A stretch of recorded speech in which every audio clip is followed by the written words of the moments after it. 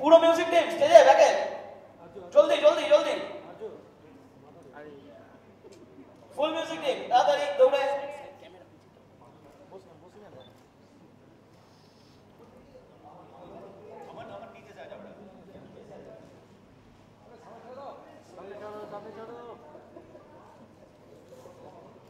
শান্তন ঠিক আছে চলে আসো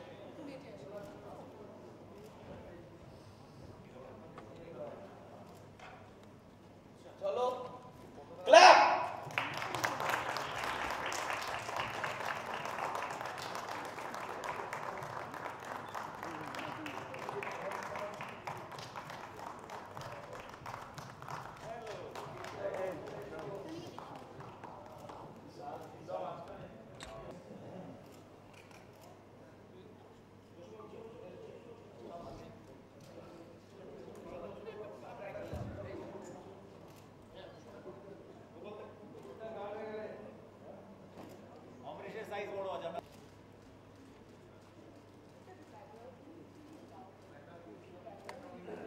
BGF BGF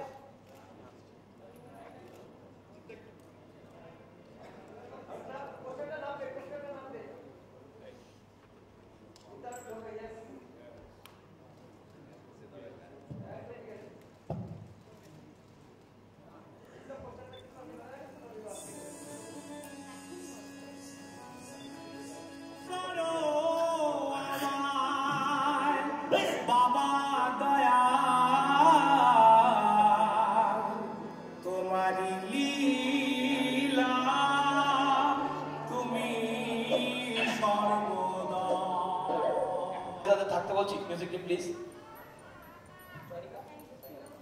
Q&A, the question and answer session now.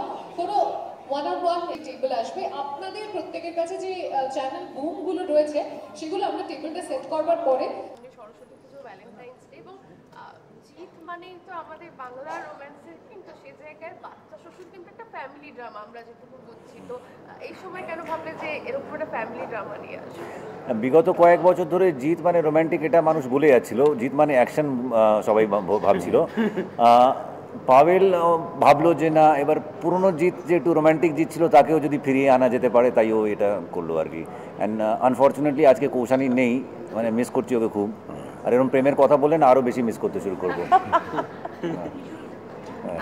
এখানে বাচ্চাদের সঙ্গে তো শুটিং করা খুব ডিফিকাল্ট এটা তোমাদের সবার থেকে একটু জানতে চাইবো তো যেহেতু আমাদের আজকে খুদে মেহমান রয়েছে এবং তো ওর সাথে শুটিং করা কিরকম আর কি এক্সপিরিয়েন্স ছিল মানে বাচ্চাদের সাথে শুটিং করা ডেফিনেটলি চ্যালেঞ্জিং আর আমাদের বেশ কয়েকটা বাচ্চাকে ট্রায়াল এরার দিয়ে যেতে হয়েছিল অনেককে আমরা ট্রাই করেছিলাম লাইক অ্যাক্ট করানোর জন্য it was getting really really difficult বাকি with Aman he was very good he is a good observer ও সমস্ত জিনিসগুলো যেভাবে বলা হচ্ছিলো সেইভাবে পারফর্ম করছিল আমাদের তো সকলের ভালো লেগেছে আমার বেটা তুমকো कैसा लगा बेटा अच्छा लगा थोड़ा तेज बोलो जोर से बोलो अच्छा कितना तेज बोल सकते हो अच्छा उधर देख के तेज बोलो अच्छा इतना तेज बोलते हो रक्त उसकी तरह बोल जोर से अच्छा लगता है हाँ वो रक्त দিয়ে জাগাতে হয়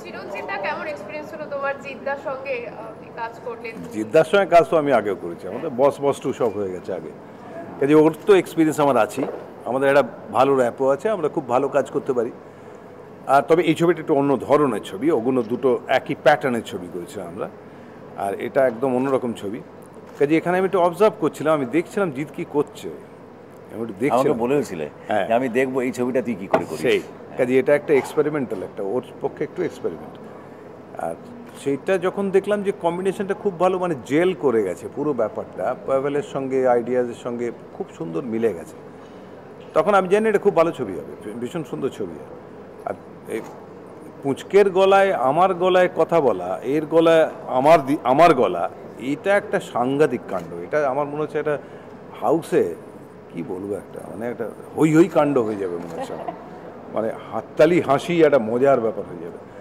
তো সেটা তো অনেকদিন আমরা বাংলা ছবি দেখতে ঢুকে রিসেন্টলি আমরা অনেকদিন পাইনি সেরকম ধরনের হুল্লোড় পাইনি আমরা একটুখানি পরিশীলিতভাবে ছবি তৈরি করছি বা দেখছি আমরা হয়তো সেইখান থেকে একটু এটা একটু কি বলবো, একটা উন্মুক্ত আবহাওয়ায় হয়তো যেতে পারবো, একটু অন্যরকম একটা ফিলিংয়ে যাবো আর কি। সেটাই আমি এক্সপেক্ট করছি ছবিতে। বসন্ত এসে গেছে।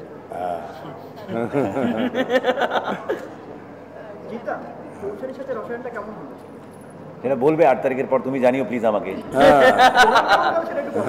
আমার তো বললাম মানে বেশি কথা বললে আমি এখান থেকে উঠে ওর কাছে সোজা দেখা করতে চলে যাবো, এত রোমান্টিক লেগেছে আমার।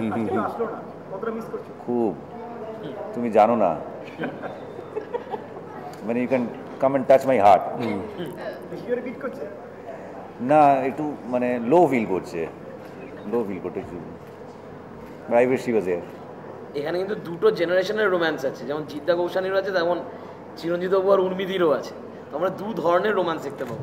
ওটা কিলার আছে, ওটা আমাদেরটা তো চারিদিকে দেখতে পারবে, এটা কিলার আছে, রেয়ার।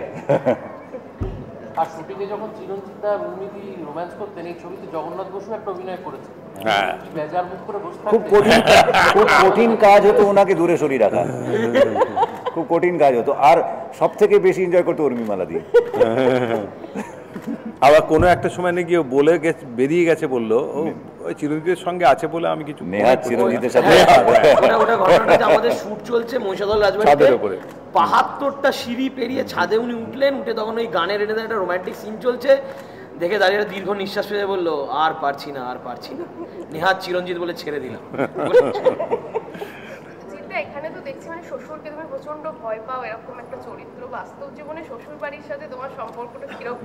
খুব মিষ্টি, আমার শ্বশুর খুব মিষ্টি, কিন্তু আপাতত এই জায়গাটা আমার মনে হচ্ছে যে একজনের গার্লফ্রেন্ড শান্তি পালিয়ে গেছে, মানে সে চুপচাপ বসে আছে, অনুপম একটু মানে কিছু বলছে না আর কি, শান্ত হয়ে বসে আছে, শান্তি পালিয়ে গেছে আর কি কোথায়। আমার কি আমি প্রশ্ন আসলে বলবো আর কি।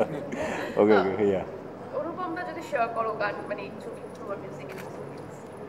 আমার তো প্রথমবার জিদ্দার কোম্পানির সঙ্গে কাজ হচ্ছে, জিদ্দার প্রোডাকশনের সঙ্গে কাজ হচ্ছে। শুধু তাই নয়, জিদ্দার অভিনয় করছে, আমার গান হচ্ছে, সেটাই ভাবতে পারিনি আমি কোনোদিন সেটা হলো। How lovely, thank you so much, thank you. পাভেলকে অনেক ধন্যবাদ। আমরা অনেকদিন আগেই ভেবেছিলাম যে কবে তোমার গান পাবো আমরা। Thank you so much.